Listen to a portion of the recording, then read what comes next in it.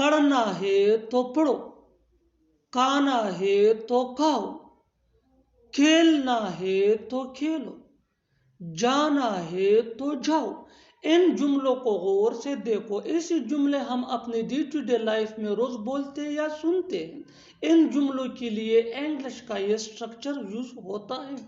if you want to plus V1 یعنی first form of verb plus then plus V1 یعنی first form of ورب۔ آگے detail سے سمجھاتا ہوں مثالوں سے۔ Here are some examples for better understanding۔ پڑھنا ہے تو پڑھو۔ If you want to study, then study۔ If you want to study, then study۔ کھانا ہے تو کھاؤ۔ If you want to eat, then eat۔ If you want to eat, then eat۔ آپ بھی تھوڑی سی محنت کر کے ان چھوٹے چھوٹے سے سٹرکچرز کی مدد سے انگریزی زبان بآسانی سیکھ سکتے ہیں۔ کھیلنا ہے تو کھیلو۔ If you want to play, then play۔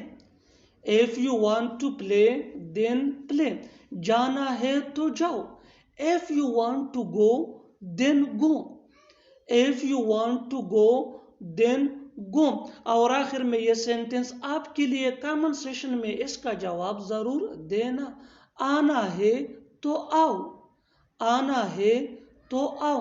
Subscribe to English PS for more advanced English sentence structure۔ Thanks, Manan۔